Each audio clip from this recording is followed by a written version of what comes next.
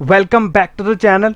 दोस्तों, आज यानी कि 23 जुलाई 2024 को हमारे फाइनेंस मिनिस्टर ने पार्लियामेंट में बजट पेश किया था। तो बजट में दोस्तों काफ़ी चेंजेस हुए हैं।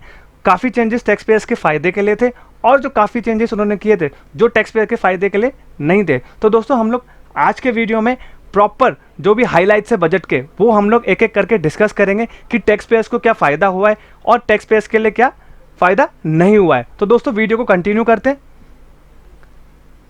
अब दोस्तों पहला जो फायदा हुआ है वो स्टैंडर्ड डिडक्शन की लिमिट को इंक्रीज कर दिया गया है न्यू टैक्स रिजीम के लिए। वो क्या किया गया, 50,000 से बढ़ा करके 75,000 कर दी गई है न्यू टैक्स रिजीम में स्टैंडर्ड डिडक्शन की लिमिट।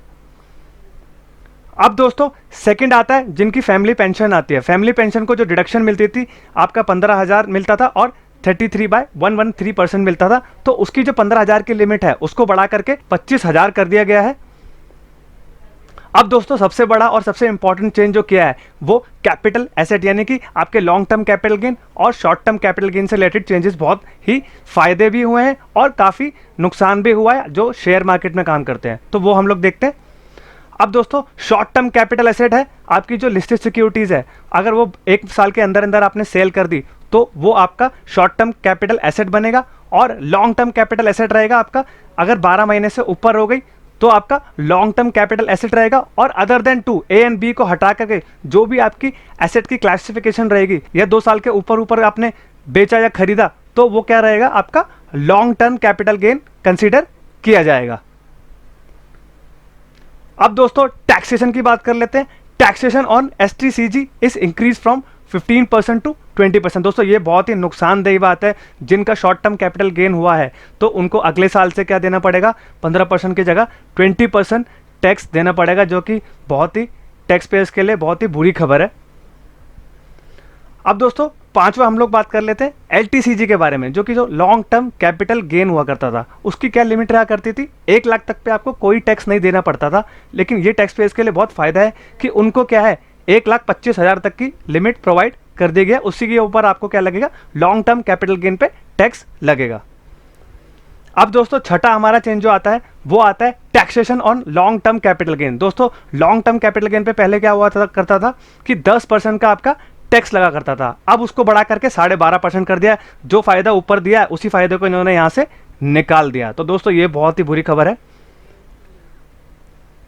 अब दोस्तों सातवां चेंज जो आता है वो आपका है corporate tax on foreign companies. दोस्तों फॉरेन कंपनी पे पहले क्या होता था 40% का टैक्स लगता था, उसको घटा करके 35% कर दिया गया, जिससे कि फॉरेन कंपनीज अट्रैक्ट होंगी इंडिया में इन्वेस्ट करने के लिए और उनको भी 35% यानी कि रिड्यूस रेट से टैक्स देना पड़ेगा।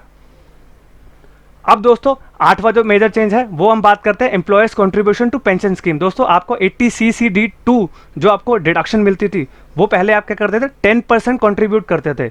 अब उसको बढ़ा करके क्या कर दिया गया 14% कर दिया गया कि आपके जिससे डिडक्शन आपको 80CCD2 की वो ज्यादा मिला करे।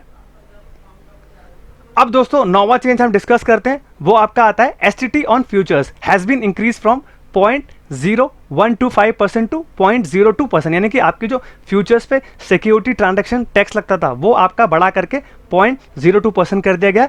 अब अगला है वो एसटीटी ऑन ऑप्शंस। ऑप्शंस का बढ़ा करके उन्होंने क्या कर दिया गया 0.0625% लगता था आपका, अब उसको कर दिया गया 0.1% कर दिया गया है।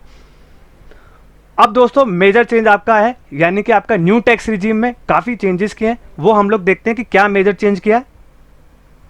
अब दोस्तों उन्होंने स्लैब रेट्स में काफी चेंज किया है। पहले क्या हुआ करता था 0 से 3 लाख पे कोई टैक्स नहीं देना पड़ता था और 3 से 6 पे आपको 5% लगता था। यहाँ उन्होंने मेजर चेंज किया है कि आपका 3 से 7 कर दिया गया है और आपका क्या होता था 6 से 9 हुआ करता था, अब उसको बढ़ा करके 7 से 10 करके 10% कर दिया गया और 10 लाख से 12 लाख पे 15% कर दिया गया और 12 से 15 पे 20% और अबव 15 लाख से ऊपर आपको 30% देना पड़ेगा। और ओल्ड टैक्स रिजीम में क्या था आपका 10 लाख से ऊपर आपको 30% का टैक्स देना पड़ता था। तो दोस्तों यही मेजर चेंजेस थे जो कि एक टैक्स पेयर्स के लिए बहुत इंपॉर्टेंट थे। ये डायरेक्ट टैक्स के चेंजेस थे।